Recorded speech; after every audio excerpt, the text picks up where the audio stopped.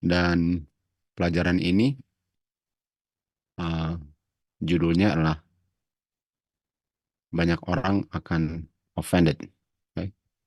Kita akan belajar apa artinya untuk offended nanti. Oke? Oke, kita mulai. Kita buka di buku Matius. Kita mulai dengan buku Matius.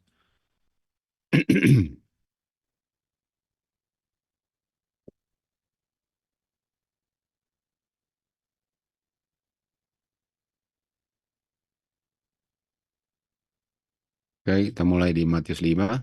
Saya anjurkan kalian buka ayat Alkitab juga. Kalau kutipan Roh Nubuat saya akan tayangkan, tapi kalau kutipan Alkitab saya harapkan kalian buka sendiri, oke? Oke, Kak. Walaupun mungkin ada yang saya kasih tunjuk, tapi pada umumnya mau kalian buka. Oke, Matius 5 ayat 11. Oke. Di Matius 5 ayat 11 dikatakan, diberkatilah kamu waktu orang-orang akan revile you ya, untuk bilang sesuatu yang nggak benar, fitnah lah. Di saat orang-orang mengfitnah kamu, nah diberkatilah, dan menganiaya kamu, dan mengucapkan segala macam kata-kata yang jahat against kamu, yang salah. Lalu setelah itu dibilang apa? For my sake. Nah, for my sake itu artinya demi Kristuslah saya dianiaya. Demi Kristuslah saya diolok-olok. Demi Kristuslah saya difitnah. For my sake. Jadi kalau bukan for my sake, itu bukan berkat. Karena berkat itu, kalau saya dianiaya, difitnah karena Kristus. Oke. Itu berkatnya. Nah, kita lihat di Matius 24 ayat 9. Matius 24 ayat 9 dikatakan, dan mereka akan deliver you up to be afflicted. Kamu akan dianiaya. Bahkan kamu akan dibunuh. Okay? Dan kamu akan dibenci oleh seluruh bangsa for my name's sake. Jadi tadi di Matius 5 ayat 11 dikatakan for my sake. Sekarang for my name's sake. Jadi diberkatilah kalau kita dibunuh, dianiaya, difitnah, diolok-olok karena namanya Kristus. Karena namanya Kristus. Jadi namanya Kristus itulah yang menyebabkan kenapa kita dianiaya, bahkan dibunuh. Oke? Dapat itu kan? Oke, jadi kita mau kasih tunjuk kutipan Roh Nubuat sekarang. Kalau kalian lihat kutipan Roh Nubuatnya.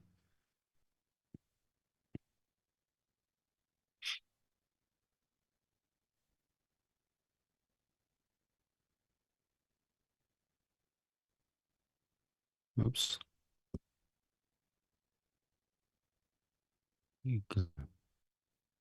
Oke, kita baca ya.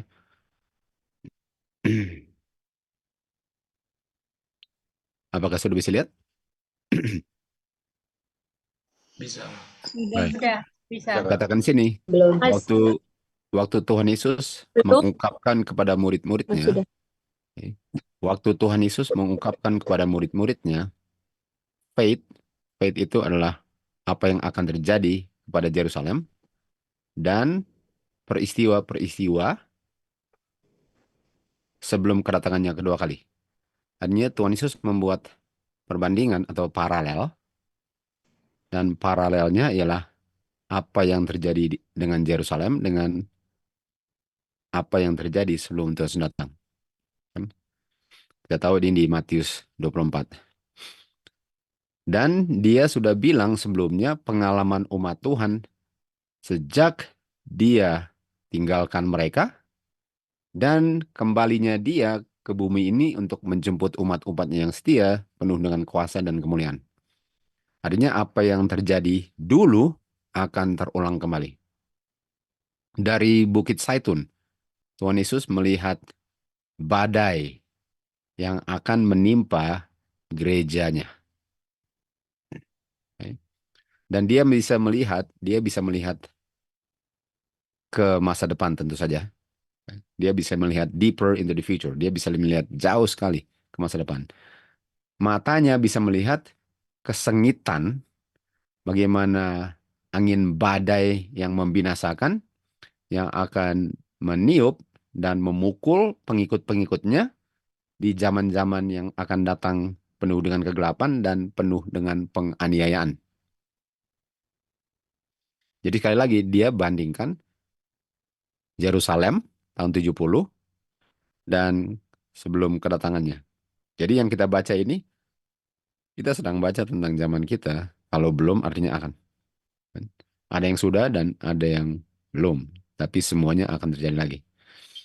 Dalam pengungkapannya yang singkat, dia melihat satu satu awful significance, satu hal yang penting yang sangat mengerikan, di mana pemimpin-pemimpin dunia ini akan would meet out, mau menyajikan kepada gereja Tuhan apa yang mereka mau berikan atau apa yang mereka mau sodorkan, dan sodorkannya udah pasti penganiayaan kan. Matius 24 tadi ayat 9, 21, 22. Pengikut-pengikut Kristus harus melangkah di langkah jalan kerendahan diri, humiliation atau penghinaan, diolok-olok, dianiaya, dan menderita sebagaimana guru mereka, Tuhan Yesus pun harus melewatinya. Right? Kebencian, kebencian yang ditunjukkan kepada juru selamat kita akan diungkapkan terhadap semua yang percaya namanya. Right? Semua yang percaya namanya. Oke, tadi kita sudah lihat di Matius 5 ayat 11 dan 24 ayat 9, kita akan dianiaya for his sake. Ayat 9, for his name's sake. Kita akan dianiaya karena namanya. Sementara yang kita baca di Great Controversy, kita akan melewati apa yang dia alami karena namanya. Karena dia punya nama. Ini yang akan masuk kerajaan surga, ya beginilah. Kan? Oke, jadi kita mau cari tahu, apa sih namanya yang membuat kita dianiaya? Apa sih? Karena di beberapa ayat dan kutipan roh nubuat tadi, dibilang karena namanya. Karena dia, bukan cuma dia aja, karena namanya umat Tuhan akan mengalami apa yang dialami oleh Tuhan Yesus. Jadi setan marahnya terhadap Kristus dan siapa saja yang hidup sesuai dengan namanya. Baik. Nah, mari kita lihat ke Keluaran 20 ayat 4. Keluaran 2 ayat 3 kita tahu mulai 10 hukum. Thou shalt have no other gods before me, kan nggak boleh ada gods selain aku. Lalu ayat 4, jangan kamu membuat patung ukiran. Jangan kamu membuat patung ukiran. Kita tahu bahwa gereja Katolik sudah meniadakan hukum kedua. Dan hari Sabat hukum keempat menjadi hukum ketiga, lalu hukum 10 dibagi dua supaya tetap 10. Jadi ini hukum nggak ada lagi. Ya, di katekismnya nggak ada lagi. Dan yang nggak ada ialah jangan kamu membuat patung ukiran. Bukankah banyak sekali patung ukiran? Gereja itu. Iya. Betul kan? Iya. Karena memang nggak ada hukumnya lagi. Lalu ayat 5.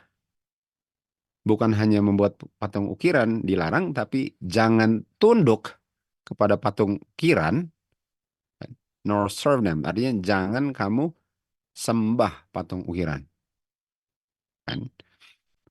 Lalu dibilang, For I, the Lord thy God, am a jealous God. Dan dia akan kunjungi perbuatan mereka ini kalau mereka membuat patung ukiran dan menyembahnya. Tuhan akan mengunjungi mereka dan anak-anak mereka. Oke? Dan anak-anak mereka akan kunjungi dengan penghakiman tentu saja, sampai generasi ketiga dan keempat daripada mereka yang membenci aku. Oke? Dari mereka yang membenci aku. Artinya, untuk membenci Kristus ialah untuk sembah patung ukiran. Oke? Untuk membenci Kristus ialah untuk tunduk kepada patung ukiran dan menyembahnya. Dan mereka akan menerima dia punya penghakiman yang akan dikunjungi oleh sebab apa yang mereka lakukan di sini. Tentu saja mereka harus tahu dulu, harus terima pekabaran untuk mengetahui itu kan, sebelum dipertanggungjawabkan. Oke, kita ke Yohanes 16 ayat 3 ya. Yohanes 16 ayat 3 katakan, dan hal-hal ini mereka akan lakukan kepada kamu.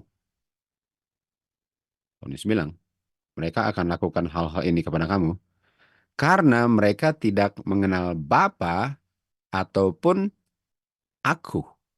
Hmm. Ingat tadi? For my name's sake. Aku. Jadi ini dia. Akunya Kristus kan? Orang yang dianiaya lah orang yang dianiaya karena Kristus. Artinya mereka akan menganiaya karena mereka nggak kenal Kristus. Oleh sebab itu mereka nggak kenal Bapa. Karena untuk kenal Kristus, kenal Bapa. Yohanes 14 ayat 9. Oke? Jadi mereka nggak mengenal Kristus. Nah, John 15:20 dikatakan, ingat perkataan-perkataan yang aku ucapkan kepada kamu. Seorang hamba nggak lebih besar dari tuannya.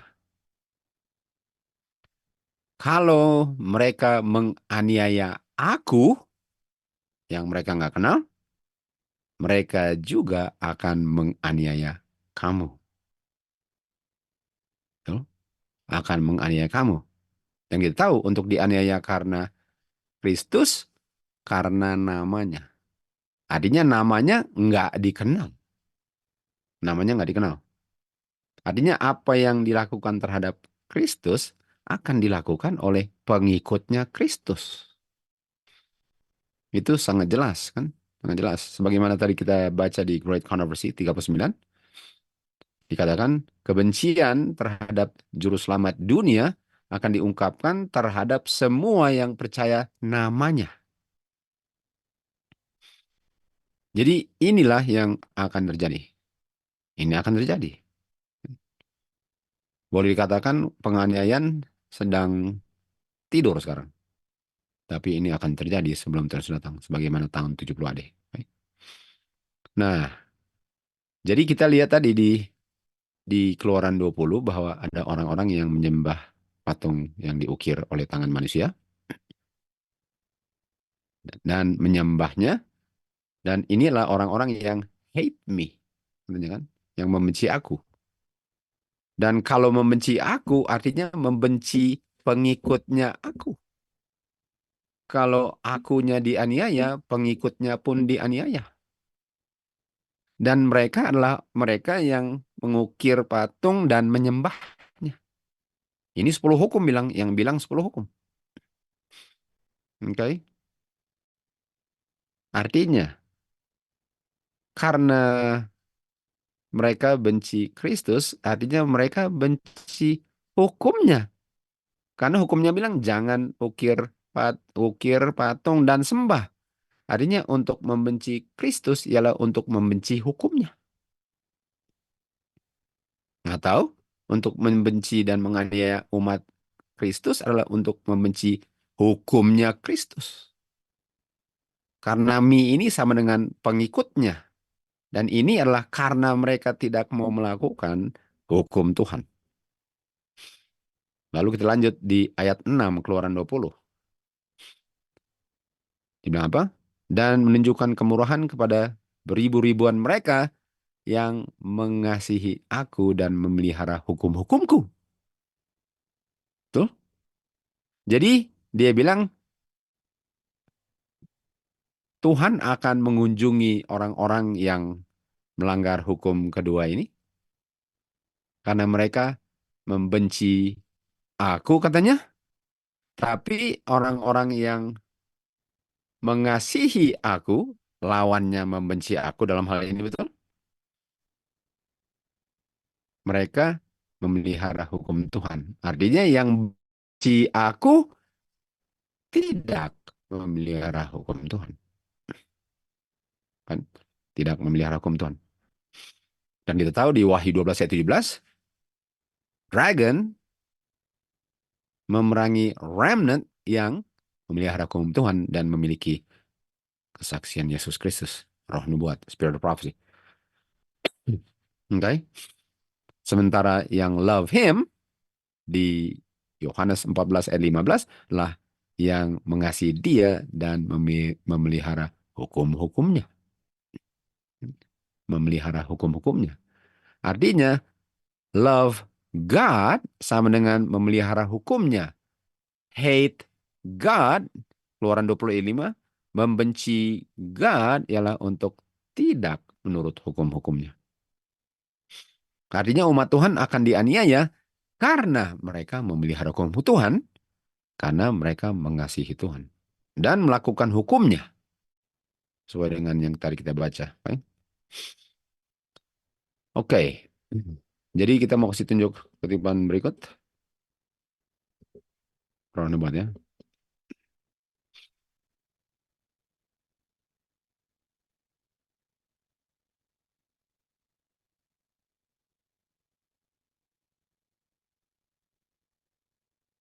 Oke, dibilang di sini.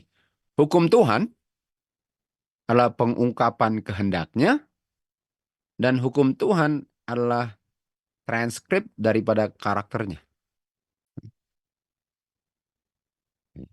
Jadi kita kembali lagi ke tadi. Kita kembali ke kutipan tadi. Orang-orang ini hate God dengan melanggar hukumnya. Sementara hukumnya adalah pengungkapan secara tertulis karakternya. Mereka membenci God karena membenci karakternya. Artinya pengikut Kristus yang benar-benar pengikut ya, bukan cuma yang mengaku sebagai pengikut, akan dibenci sebagaimana Kristus benci karena mereka memiliki karakternya dan mereka memelihara hukum-hukumnya. Jadi kita tahu setan sangat benci terhadap karakter atau hukum Tuhan. Makanya dia rubah. Nah, sekarang tadi kita ke Keluaran 24 ayat 5, ayat 6, sekarang ke ayat 7. Ayat 7. Dan kita lihat di atas tadi di Matius 5 dan Matius 24 umat Tuhan dibenci kan? Dibenci ini kata hate kan? Ini kata benci ini di Matius 24 ayat 9 sama dengan di Keluaran 20 ayat 5. Hate me. Umat Tuhan dibenci karena namanya Kristus. Dan orang-orang yang melanggar hukum Tuhan membenci Kristus dan pengikutnya. Kan? Karena mereka memelihara hukum Tuhan. Itu sebabnya dibenci. Atau mereka memiliki karakter Tuhan. Itu sebabnya dibenci. Lalu ayat 7. Ayat 7. Keluaran 20 ayat 7.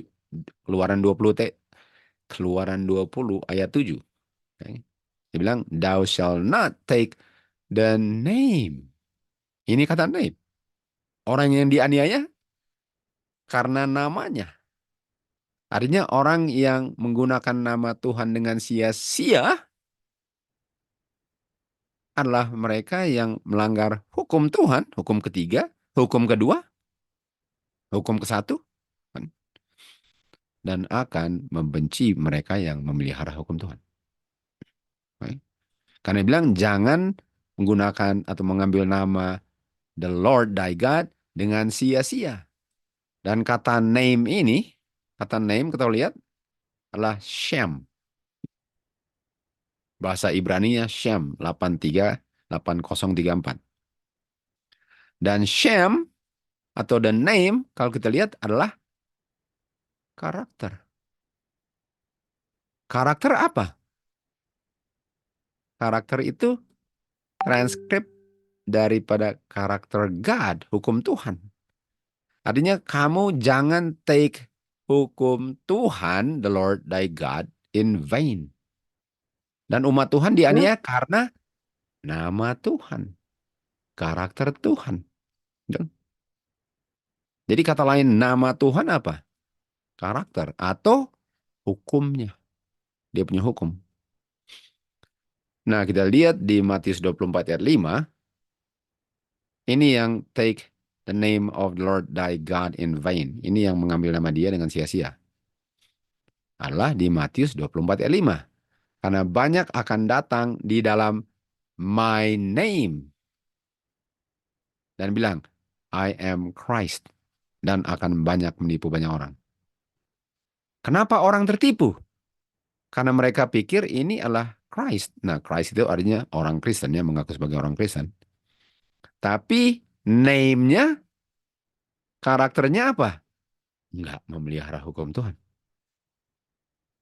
Enggak memelihara hukum Tuhan. Jadi kita bisa lihat bahwa hukum Tuhan yang 10 hukum ini adalah karakternya. Dan kita baru ambil hukum pertama, no other gods kan. Walaupun kita nggak bahas tadi. Hukum kedua, jangan membuat patung ukiran dan menyembahnya. Lalu jangan mengambil nama dia sia-sia. Apakah ini semua nama? Baru yang 3 nama semua kan? Yang 3 tadi itu semua ada hubungan dengan nama. Karakter. Karakter adalah hukum. Hai? Jadi katakan, jangan menggunakan namaku, mengambil namaku sia-sia. Dengan sia-sia. Lalu tadi keluaran 20 ayat 7, nama. Lalu ayat 8 sekarang. Ingat hari Sabat. Artinya hari Sabat pengungkapan karakter Tuhan. Untuk memelihara kekudusannya. Kan? Jadi hari Sabat, kita tahu hari Sabat adalah jantung daripada 10 hukum. Nah, kalau kalau hari Sabat kita tahu hukum Tuhan sudah diberikan di Bukit Sinai. Di Keluaran 20. Mari kita lihat ke Keluaran 32. 12 pasal setelah 10 hukum diberikan. Keluaran 32 ayat 4. Dan Harun menerima semua mereka punya emas dan perak semua itu kan. Dan dia bentuk menjadi lembu emas. No, tunggu dulu. Lembu emas tadi itu apa? Ukir patung. Dan ukir patung tadi di mana? Di Keluaran 20 ayat 4. Dan orang yang sembah ukiran lembu emas, hate me katanya. Betul? Hate me. Ini dia hate-nya. Kan? Hate me. Dan akan menganiaya mereka yang memelihara hukum Tuhan. Ini dia. Jadi baru dibilang jangan sembah patung ukiran.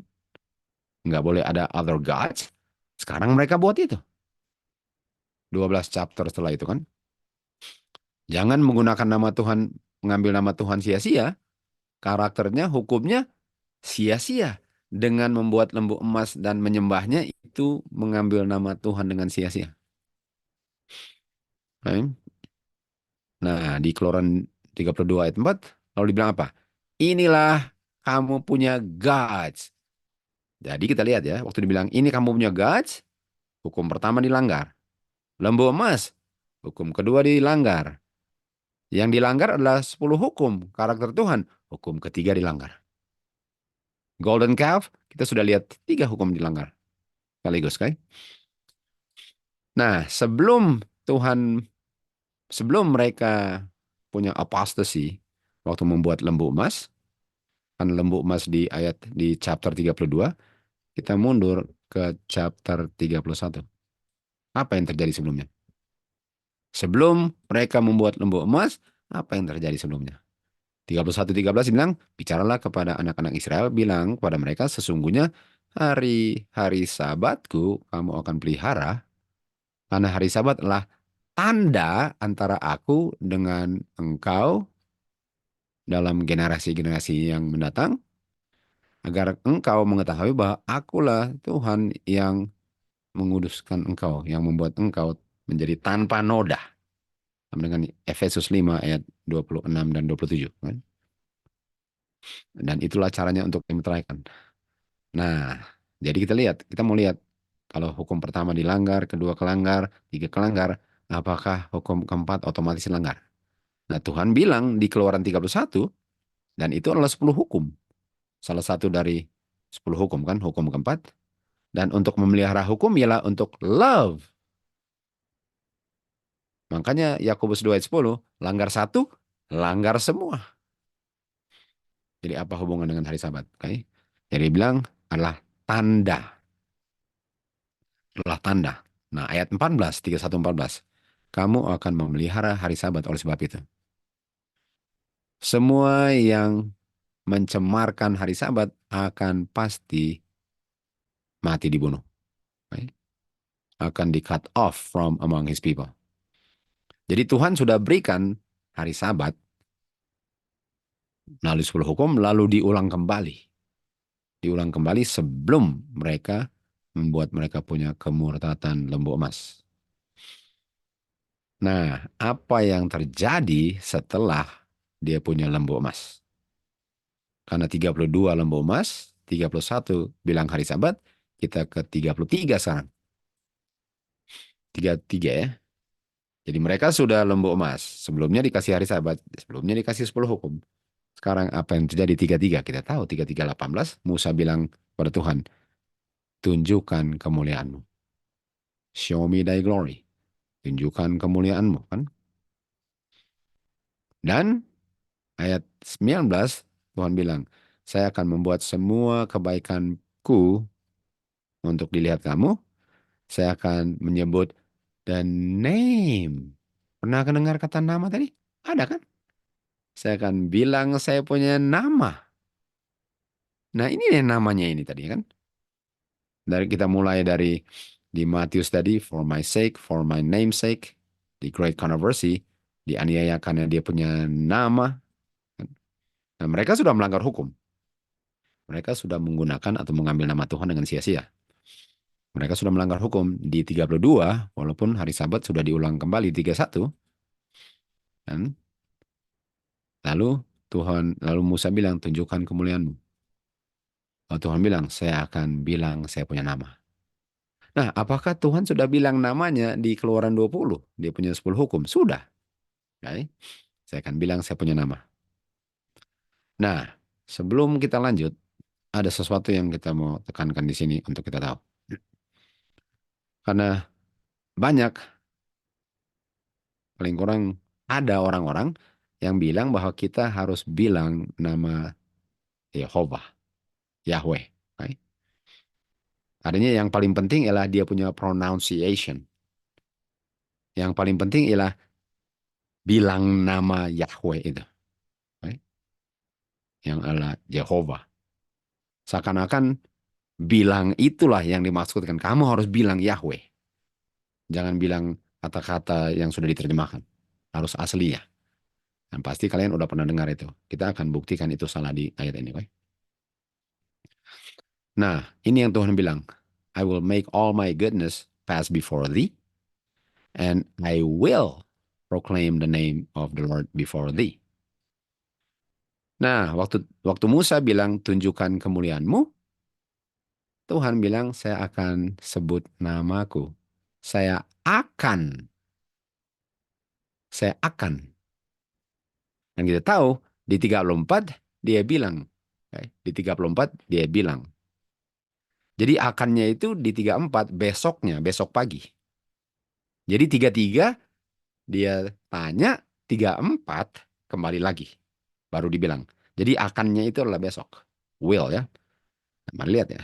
Ini kata Lord ini di 34 adalah Jehovah.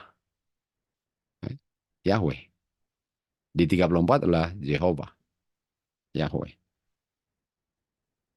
Nah, kalau kita, sebagaimana banyak orang bilang, kita harus bilang Yahweh. Itu namanya. Eh, Lalu Tuhan bilang, oke, saya akan bilang saya punya nama. Kan? Tapi bahasa Inggrisnya, maksudnya waktu kita baca di sini bilang, saya akan bilang nama Yahweh.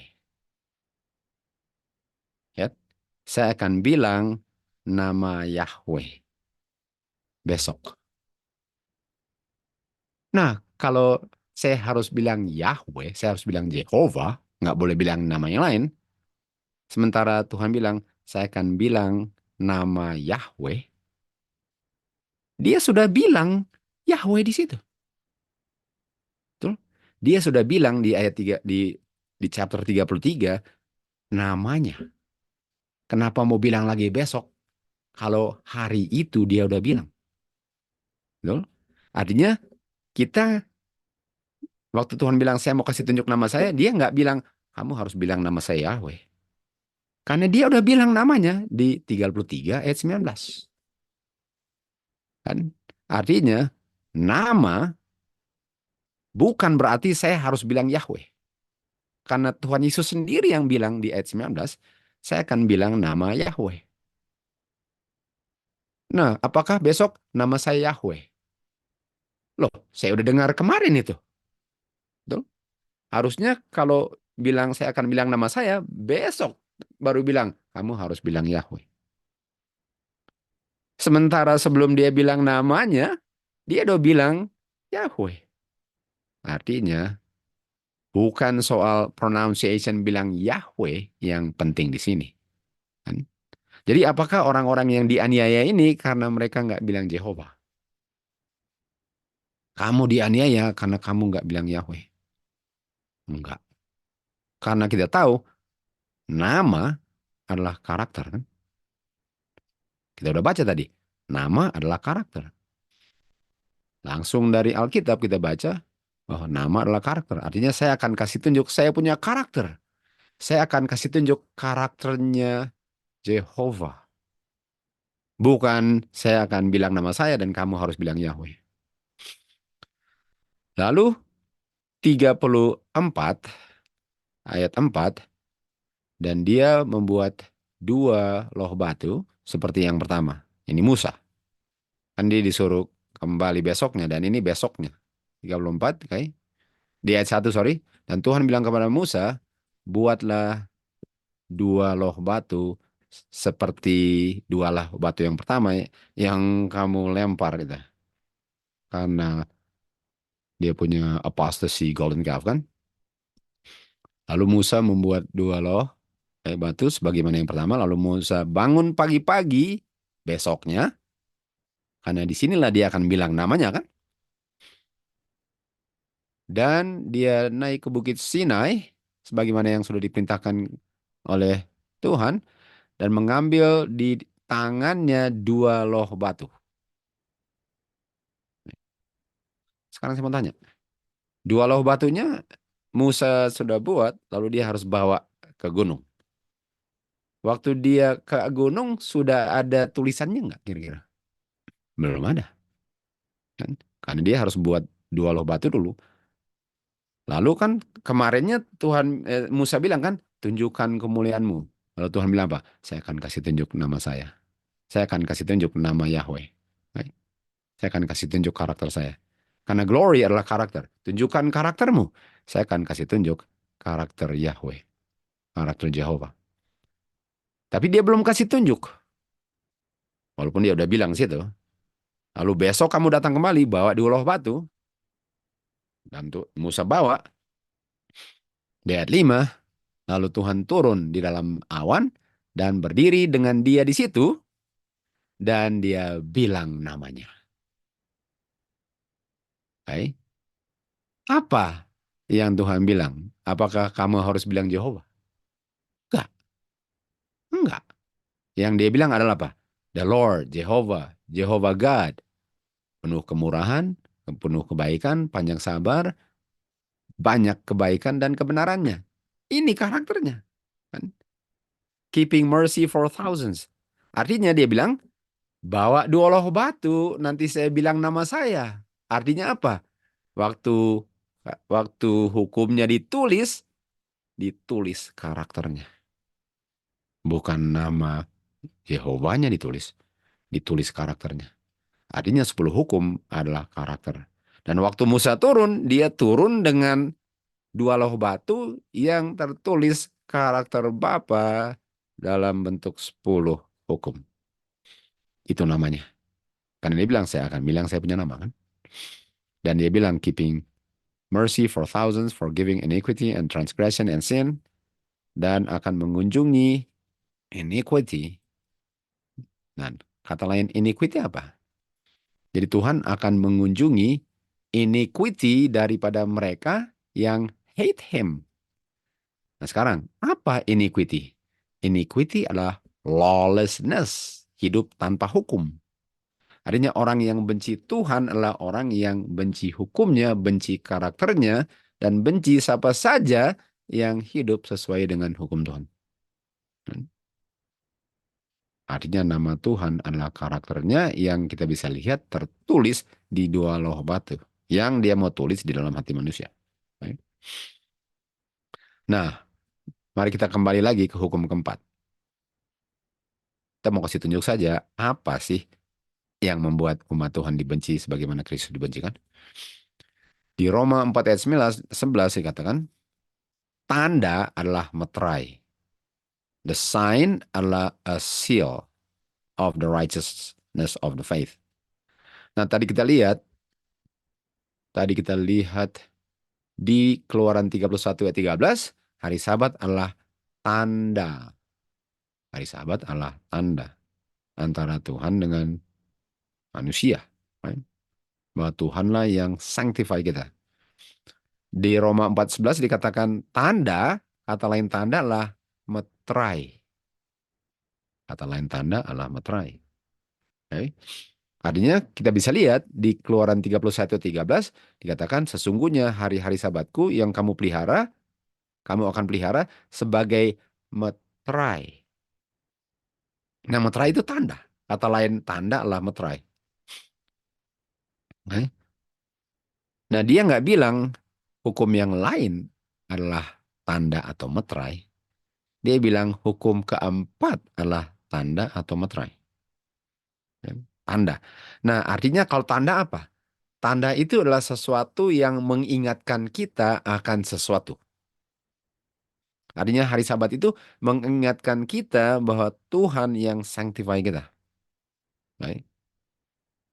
Itu fungsi hari Sabat ialah untuk kita diingatkan. Makanya dia bilang, ingat hari Sabat. Ingat tandanya. Tahu nggak hari Sabat itu tanda apa? Kalau orang nggak tahu hari Sabat tanda apa gunanya dia pelihara hari Sabat?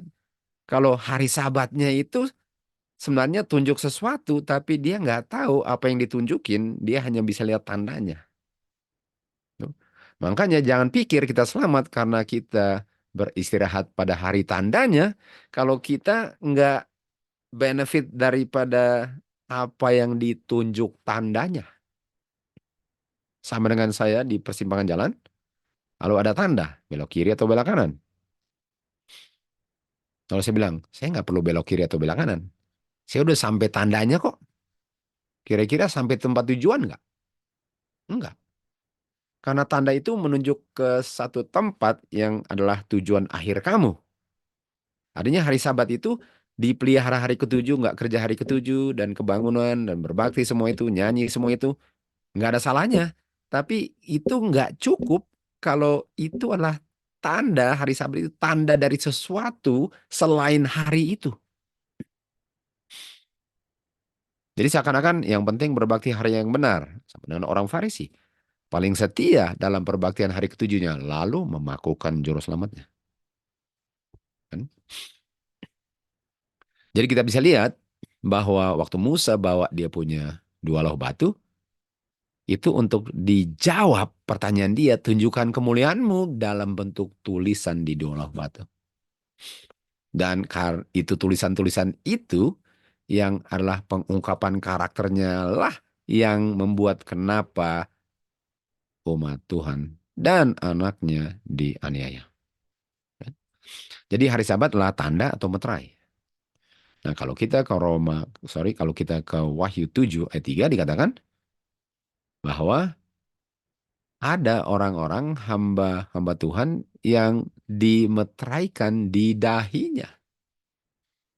Dimeteraikan di dahinya. Atau di dahinya ada tanda. Ada tanda di dahinya. Dan tadi tandanya apa? Hari Sabat. Dan hari Sabat adalah 10 hukum. Bagian daripada 10 hukum. Jadi masuk akal lah bahwa di dahi mereka ada 10 hukum. Karena langgar satu, langgar dua, langgar semua. Yakobus 2 ayat 10 kan. Lalu di di Wahyu 7 ayat 3 dikatakan dimeteraikan di dahinya. Lalu ayat 4 dikatakan dimeteraikan itu adalah 144.000 yang dimeteraikan atau ditandai dahi mereka. Nah, kita tahu dahi itu persis di atas mata. Artinya mata adalah di mana terang masuk. Kita bisa melihat sesuatu dan terang masuk kan. Dan di Mesir untuk masuk itu kan pintu. Masuk itu masuk pintu. Dan di mananya pintu ditaruh darahnya. Di samping dan di atas pintu, di dahi. Di dahi pintu. Dan apa tandanya? Darah Kristus. Yang yang yang mana lambangnya yaitu darah domba lah yang di dipercik dan ditaruh di ambang pintu kan. Itu tandanya. Artinya hari Sabat itu sama dengan itu darah yang adalah tanda bahwa kamu ada sesuatu di dahi kamu sehingga malaikat pembantai tidak membinasakan anak sulung di rumah kamu. Jadi hari Sabat itu adalah tanda. Tapi hari Sabat itu adalah tanda kalau kamu tidak melanggarnya. Dan bukan cuma hari Sabat, seluruh hukumnya. Seluruh hukumnya. Kalau kamu tidak melanggar 10 hukumnya, kamu ada tanda. Dan hari Sabat itulah jantung 10 hukumnya. Di Wahyu 14 ayat 1 dikatakan, 144.000 berdiri di Bukit Sion bersama-sama dengan domba, dan di dahinya tertulis nama Bapanya. Artinya nama Bapa adalah hukum Bapa, adalah karakter Bapa yang tandanya adalah hukum keempat.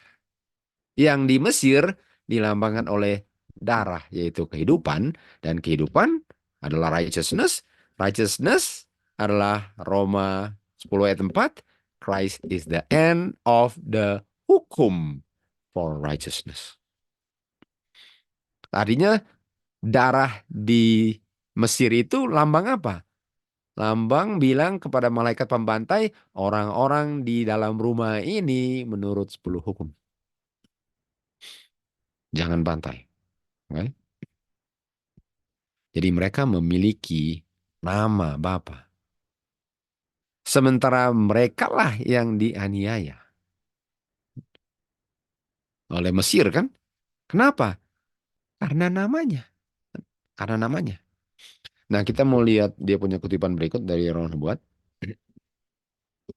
Mau kasih tunjuk pada kalian mengenai nama, oke? Okay? Oke, okay? Di sini in every act of life, dalam setiap tindak tanduk kehidupan, kamu patutlah untuk mengungkapkan nama God. Artinya nama God itu harus dilihat dalam kehidupan kamu.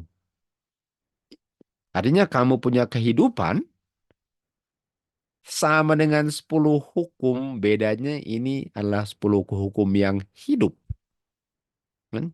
Tadi nama God itu adalah karakter God. Artinya kita punya kehidupan sepatutnya mengungkapkan karakter God. dan kita memiliki karakternya diungkapkan dalam kehidupan dan karakter yang mewakili kehidupan dan karakter God. Oke? Artinya umat Tuhan yang memiliki nama Bapa, kehidupan mereka dibenci orang yang membenci hukum Tuhan. Sangat dibenci. Oke? The name. Mari kita lihat ya. Bicara tentang darah. Darah adalah kehidupan. Kehidupan adalah righteousness. Righteousness mengungkapkan hukum. Hukum mengungkapkan nama. Nama adalah karakter God. Artinya darah adalah karakter God. Hukum God. Oke? Tapi di Mesir, di Passover itu, darahnya belum ditumpahkan kan? Nanti tahun 31 AD, musim semi, bulan pertama, hari ke-14, baru ditumpahkan darahnya. Dan oleh sebab itu, karena rencana keselamatan, menyelamatkan orang-orang sebelum tahun 31 AD, harus ada lambang daripada darah itu yang diterima melalui iman. Dan darah domba lah lambang yang kalau dibuat sama dengan mereka menerima darah yang nanti ditumpahkan tahun 31 AD. Sekarang pertanyaan saya, apakah Abel ada nama Bapa di dahinya kalau dia tumpahkan darah domba? Sebagaimana sebagaimana umat Tuhan di Mesir. Ada. Pertanyaan saya, siapa yang benci nama di dahi Abel dan membunuhnya? Yang menolak darah itu. Kain. Betul? Kain yang menolak darah itu. Kain menolak sepuluh hukum. Kain menolak karakter Bapa. Dia malahan benci kenapa Adam harus menderita padahal Adam yang melanggar. Udah bagus ada yang mau selamatkan kan? Kenapa Kain benci Abel? Karena Abel tidak mau menyembah dengan caranya Kain. Dia nggak mau menyembah atau worship dengan caranya Kain. Dan karena Abel tidak mau worship sebagaimana Kain worship, yang nggak worship seperti Kain, seperti Abel, disingkirkan. Artinya orang-orang yang tidak mau worship God sesuai dengan apa yang Tuhan perintahkan akan menyingkirkan orang-orang yang tidak mau menyesuaikan worship mereka sebagaimana Kain worship God. Tanpa darah, tanpa karakter, tanpa hukum Tuhan. Yeskel 9 ayat 4. Kita bisa lihat di sini bahwa ada orang-orang yang berkeluh kesah terhadap kekejian yang dilakukan di tengah Yerusalem. Dan orang-orang ini yang berkeluh kesah ini ada tanda di dahinya. Dan bahasa Inggrisnya adalah apa? Mark. Tadi di dahi apa? Seal. Kata lain seal apa? Sign. Okay. Jadi seal, sign, mark semua synonymously used di Alkitab. Sama-sama digunakan dan artinya sama. Artinya hari Sabat adalah mark, adalah sign, adalah seal of God. Yang pada umumnya orang hanya kenal sebagai seal. Tapi semua sama. Nah, bicara tentang mark, kita ke Wahyu 13 ayat 16. Dan dia menyebabkan semua besar kecil, kaya miskin, bebas, budak untuk menerima mark, seal, atau sign di tangan kanan atau di dahi. Atau di dahi. Tuh. Nah, mari lihat ini.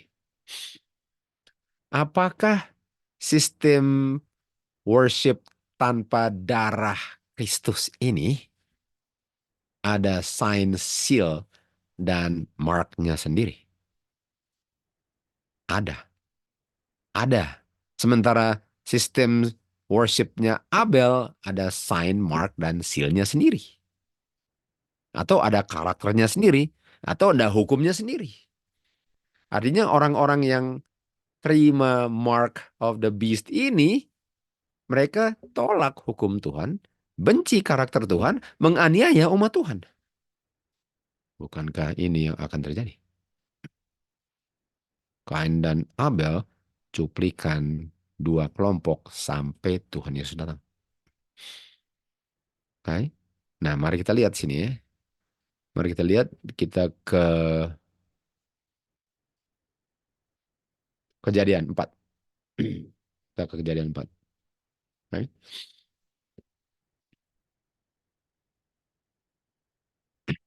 Ayat 8. Dan Kain berbicara dengan Abel saudaranya dan tibalah waktunya waktu mereka di ladang, Kain bangkit terhadap saudaranya Abel lalu membunuh dia. Kenapa? Karena dia benci apa yang melambangkan karakter Tuhan. Dan Tuhan bilang kepada Kain, di mana Abel saudaramu? Dia bilang, saya nggak tahu. Apakah saya penjagaan, saya punya saudara? Betul?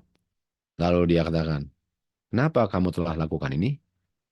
Suara daripada kamu punya brother, punya darah sedang berseru dari tanah. Tentu saja ini lambang kan, karena orang mati punya darah nggak bisa berseru. Ini sama dengan di Wahyu 6 ini, Wahyu 6 tentang six seal ya, seal ke-6. Kalau dibilang sekarang terkutuklah kamu dari bumi ini yang telah membuka mulutnya untuk menerima darah saudaramu. Kan?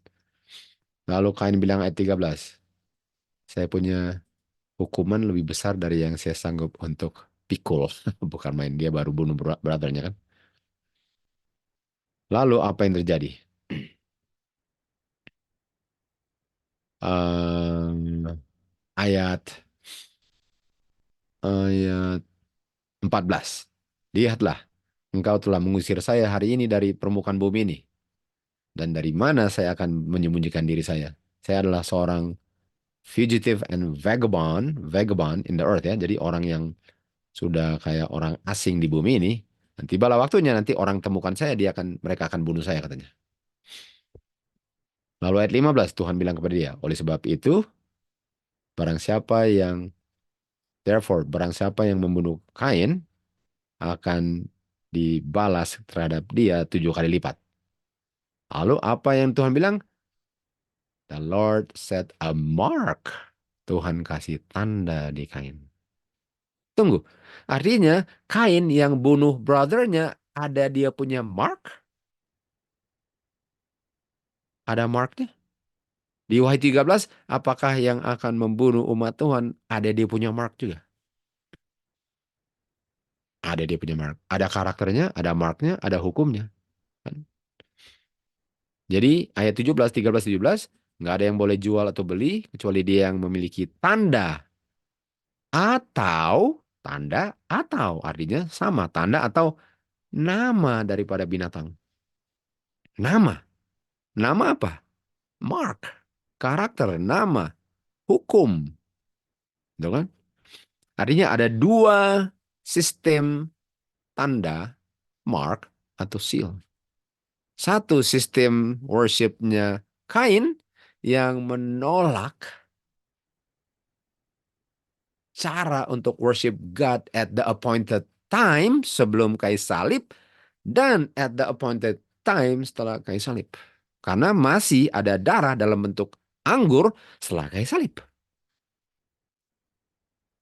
Dan Kain adalah saudaranya Abel sendiri. Saudaranya Abel sendiri. Oke. Wahyu 14 ayat 11. Wahyu 14:11. Dan asap penyiksaan akan naik mengepul ke udara.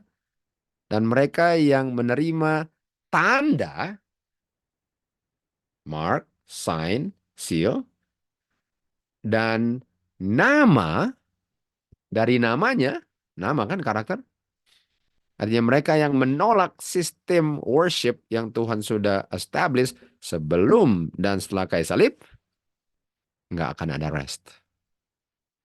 Nggak akan ada rest. Nah, pertanyaannya, coba kita baca, kita coba ngerti ya. Kalau kita bilang mereka nggak ada rest, apa sih rest? Ibrani 4 ayat 3. Umat Tuhan dalam padang belantara dikatakan, for we which have believed do enter into rest. Kita yang percaya masuk ke dalam rest. Lalu ayat 4. Karena dia bicara tentang satu tempat daripada hari ketujuh, di mana Tuhan rest hari ketujuh dari segala pekerjaannya. Artinya, rest adalah apa? Hari Sabat, hari ketujuh.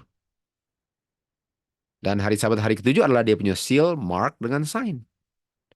Dia punya seal, dia punya mark, dan dia punya sign. Itu adalah hari ketujuh. Dan itu adalah sign, tanda daripada seluruh 10 hukum.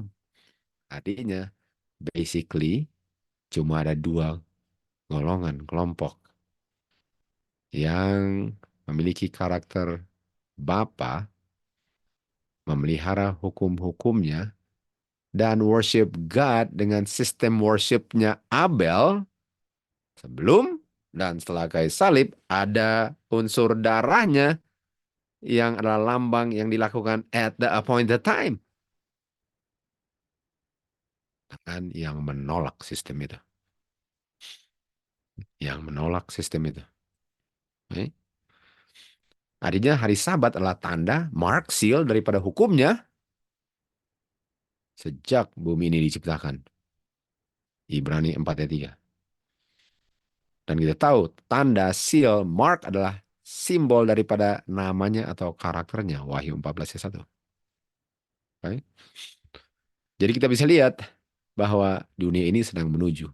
Yang kita bicarakan ini kita akan alami semua dengan catatan kita masih hidup. Semua kebencian yang sempurna yang diungkapkan setan melalui orang-orang Yahudi terhadap Tuhan Yesus akan terulang kembali sebelum Tuhan Yesus datang. 100%. Yeskel 9 dan 4, kita bisa lihat di sini.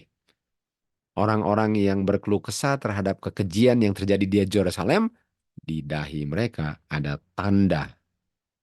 Artinya hanya orang-orang yang memiliki karakter Tuhan yang sedih untuk melihat kekejian yang terjadi di sekitar mereka di seluruh dunia. Nah, kalau bicara tentang abominations, kita ke Wahyu 17 ayat 1. Di sini ada pelacur yang besar. The Great Whore. Dan pelacur ini, wanita ini, atau gereja yang murtad ini, melacurkan dirinya dengan raja-raja bumi.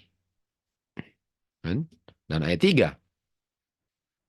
Dia dipenuhi dengan nama blasphemy. Nama lagi muncul. Dia dipenuhi dengan nama blasphemy, penghujatan. Kita tahu penghujatan adalah bilang kamu God, walaupun kamu bukan God, kamu bisa mengampuni dosa seakan-akan kamu God, karena hanya God yang bisa mengampuni dosa. Penuh dengan blasphemy. Dan ayat 4, dipenuhi cawannya dengan abominations, kekejian, dan kekotoran daripada percabulannya. Doktrinnya kotor. Lalu ayat 5, dan di dahinya tertulis nama. Tunggu dia. Ada dahi, ada nama. Cuma ada dua kelompok di kolong langit, guys. Cuma ada dua kelompok. Penganiaya dan yang dianiaya. Dan yang dianiaya seperti Abel. Dengan setia menurut hukum Tuhan. Dan melakukan semua yang lambang kematian Kristus.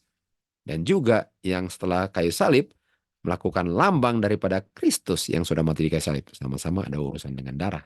Dan darah itu di Passover, di dahi atau di pintu. Dan malaikat lewat. Malaikat 7 plagues Di Israel 7 plagues, 10 plagues. Di plagues nanti 7. Makanya di Sakaria 14 ayat 16 dan selanjutnya dikatakan orang-orang yang tidak come up to Jerusalem, Jerusalem adalah gereja Tuhan,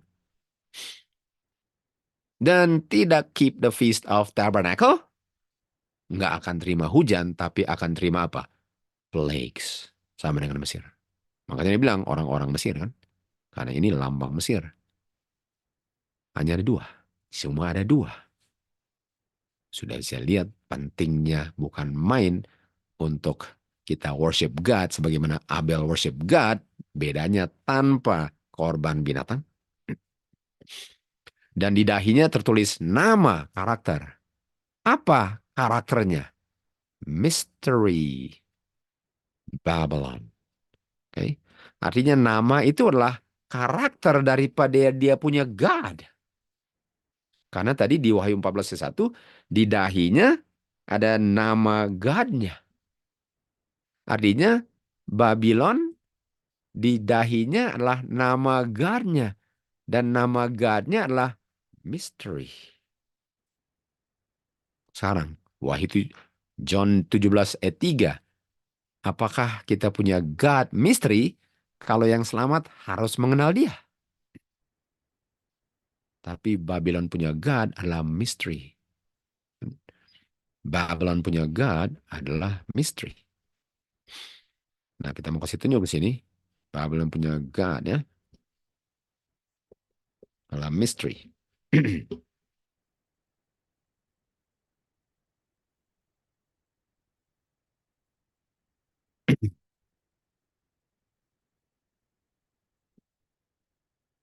Oke, katakan the mystery of the most holy Trinity adalah pusat dan paling fondasi daripada ajaran-ajaran gereja ini. Catechism of the Catholic Church 234. Mystery, artinya ini nama God-nya adalah Trinitas, mystery. Okay. Jadi waktu kita baca di Wahyu 17:5, di dahinya tertulis mystery. Di dahinya tertulis nama God-nya. Dan nama God-nya adalah Trinity. Artinya, yang menganiaya umat Tuhan tolak sistem worship.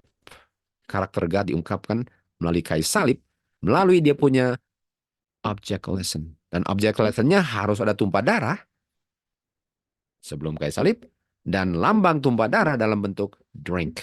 Dan tubuhnya yang diremuk dalam bentuk domba sebelum kayu salib, dan setelah kayu salib dalam bentuk bread atau meat. Yang benci umat Tuhan akan menganiaya umat Tuhan karena tolak sistem itu, karakter Tuhan diungkapkan di kayu salib melalui cara-cara itu, dan God-nya adalah Trinity. God-nya adalah Trinity. Nah, dari mana munculnya Trinity ini?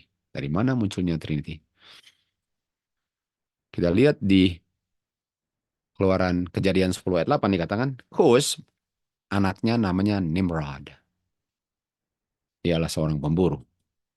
Dan kita tahu Nimrod di Kejadian 11 dia membuat bangunan di mana semua pada saat itu bahasanya satu, one language, one world. Lalu ayat 7, Tuhan turun dan membingungkan bahasa mereka. Confound. Itu sebabnya namanya apa? Babel. Artinya Babel mulainya dengan Nimrod. Nah, apa Trinity? Trinity mulainya dari mana? Okay.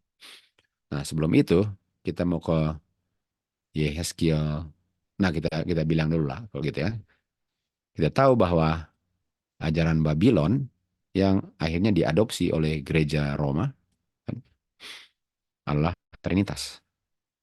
Dan Trinitas itu bicara tentang Nimrod, dan istrinya Nimrod adalah Semiramis. Lalu kita tahu Nimrod mati dan katanya dia ke matahari.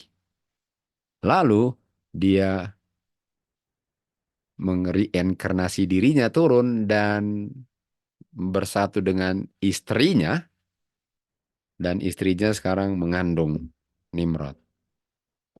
Kan? Lalu waktu lahir namanya Tamus. Jadi sebenarnya cuma ada dua oknum, tapi ada tiga. Nimrod yang adalah Tamus dan ibunya atau istrinya yang namanya Semiramis. Artinya ada dua tapi tiga. Di mana anaknya adalah bapaknya. Father and son. Lalu ada Semiramis. Ada tiga kan? Semiramis, Nimrod, dengan Tamus. Dari situlah asal-usulnya agama Babylon ini. Makanya dia bilang Mystery of Babylon. Dan mulainya dengan Nimrod kan? Trinitas. Dan Babel sangat bertentangan dengan hukum Tuhan, kita tahu. Lalu di Yeskel 8 ayat 14 ada wanita-wanita yang adalah abomination ini yang weeping for Tammuz. Nah, siapa Tammuz? Tammuz adalah anaknya Semiramis yang adalah suaminya Semiramis. Bapak dan anak, father and son combination. Dan ketiganya siapa? Semiramis, wanita. Dan ada ajaran-ajaran yang bilang bahwa Roh Kudus itu wanita dan sudah masuk Advent. Roh Kudus adalah wanita. Bapa, anak, Roh Kudus, wanita, Semiramis. Kita sudah bisa lihat guys, kita sudah hidup di hari zaman kan. Dan apa yang terjadi? Ayat 16. Mereka sembah matahari di sebelah timur. Kan? Jadi cuma ada dua situasi guys. Apa yang dinama di dahi kita? Jangan lupa, dari segi Babylon, Trinitas. Dan sebelum Nimrod, Kain. Kain rubah sistem worship God. Dia merubah hukum Tuhan. Dia tolak gospel. Kayu salib. Dia tolak gospel. Tuhan punya cara untuk selamatkan. Dia tolak dan dia buat dia punya cara sendiri. Dia tolak kayu salib. Yaitu appointed times.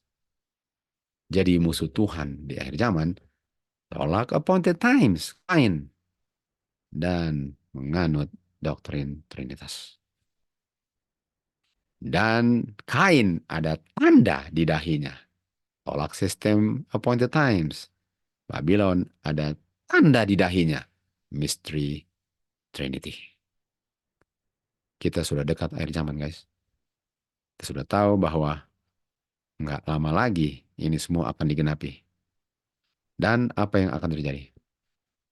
Semua akan mengalami penganiayaan sengit. Kita ke Matius 24. Kita ke Matius 24.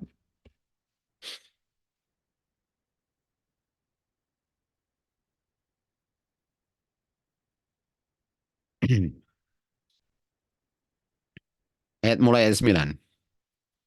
Dan mereka akan menghadapkan kamu untuk dianiaya dan akan membunuh kamu dan kamu akan dibenci. Jangan lupa itu kata benci oleh segala bangsa karena namaku. Dan and then lalu mereka yang banyak akan be offended. Offended. Apa artinya offended? Apa artinya offended? Lihat Petrus. Untuk mengerti offended, lihat Petrus. Karena Petrus bilang, hari ini ada yang akan offended. Apa artinya offended? Offended ialah orang itu gara-gara dianiaya atau diancam atau potensi untuk dianiaya, menyalahkan kebenaran yang mereka akui sebelum diancam untuk dianiaya, dan menuduh karena kebenaran yang mereka akui sebelumnya itulah sebabnya kenapa mereka dianiaya. Itu artinya offended. Offended ialah untuk gara-gara kebenaran saya kok hidupnya begini. Gara-gara kebenaran kok malahan keluarga saya benci saya. Gara-gara kebenaran saya kok difitnah. Gara-gara kebenaran kok saya dianiaya. Dan kalau saya nggak siap untuk terima itu, karena itulah artinya untuk mengikut Tuhan Yesus, memikul salib dan menyangkal diri, saya akan seperti Petrus, saya akan menyangkal Tuhan Yesus. Dan dikatakan di sini, many be offended, dan akan mengkhianati satu dengan yang lain, dan akan membenci satu yang lain. Lalu ayat 11, banyak kabar-kabar yang akan bangkit dan akan banyak menipu banyak orang. Yang kita tahu di ayat 3, ayat 4 dikatakan itu adalah yang mengaku Kristus kan, nama, menggunakan nama Tuhan dengan sia-sia. Lalu ayat 12, karena iniquity akan bertambah-tambah. Iniquity apa? Lawlessness. Mereka akan tolak hukum Tuhan, cuma ada dua kelompok. Lalu the love. Kalau iniquity nggak ada hukum, love ada nggak? Enggak. Love akan menjadi dingin. Iniquity naik, love turun. Love naik, nggak ada iniquity. Lalu apa yang terjadi? Ayat 13. Tapi dia yang bertahan sampai tutup pintu. Bertahan apa? Bertahan di aniaya sekalipun mati. Nggak akan tinggalkan kebenaran dan malahan akan bersuka cita. Bersuka cita lah kalau kamu dianiaya katanya. For my name's sake. Baik. Kita membaca di Great Controversy 39 ayat 2. Kita nggak ada kutipannya ini. Sejarah daripada gereja dulu memberikan saksi akan pengenapan perkataan-perkataan juru selamat.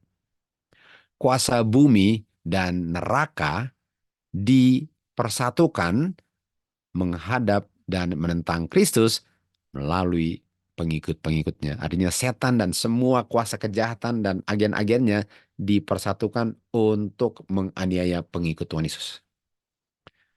Kekafiran melihat bahwa kalau Injil menang, mereka punya cara worship akan ditiadakan. Tunggu dulu. Kalau gospel dikabarkan, mereka punya sistem worship, mereka punya cara worship akan ditiadakan. Oleh sebab itu, mereka menggabung semua kuasa mereka untuk binasakan pekabar-pekabar Injil ini. Artinya mereka benci karena apa? Karena kalau Injil itu diterima, mereka punya sistem worship God, caranya Kain akan ditiadakan. Kenapa Kain bunuh Abel? Karena cara worship God melalui dia punya object lesson itu akan meniadakan Kain punya cara worship. Apakah itu akan terulang di akhir zaman? Api penganiayaan mulai menyala. Orang-orang Kristen ditelanjangi dari harta milik mereka, maksudnya milik kehidupan mereka, rumah dan segala macam, dan diusir dari rumah-rumah mereka. Mereka harus endure, Matius 24:13, mereka harus bertahan dalam penganiayaan mereka, Ibrani 10:32. Mereka harus melewati olokan-olokan yang jahat dan penganiayaan, diperbudak, dipenjarai. Ibrani 11:36. Banyak orang mati tetapi mereka dimeteraikan oleh darah mereka. Tunggu, meterai itu apa? Tanda. Tanda seal. Dan tandanya apa? Di dahi. Jadi orang-orang yang mati untuk kebenaran, di dahinya ada darah. Ada darah kehidupan mereka. Artinya orang yang mati syahid, darah yang mereka tumpahkan itu sama dengan darah domba di pintu orang-orang Yahudi punya rumah di hari Passover. Kan? Dan orang-orang kaya, orang miskin, semua terpelajar, tidak pelajar, semua dibantai tanpa kemurahan. Betul? Jadi saudara-saudara, kita sedang menuju penggenapan nubuatan ini. Nubuatan sudah digenapi di zaman murid-murid sampai tahun 70 AD. Tetapi jauh lebih parah di akhir zaman karena setan tahu inilah terakhir kali dia punya usaha untuk tetap bisa ada di permukaan bumi. Sementara kita tahu dia akan ditumbangkan selama-lamanya. Di kelompok mana kita berada? Apa yang kita lakukan sekarang? Apakah kita sedang mempersiapkan untuk berada di kelompoknya Abel, atau kita nggak bikin apa-apa yang sangat serius dan otomatis kita di kelompoknya Kain? Sekarang belum kelihatan. Karena penganiayaan itu akan mengungkapkan di pihak mana kita. Sebelum ada penganiayaan, semua mengaku cinta Kristus.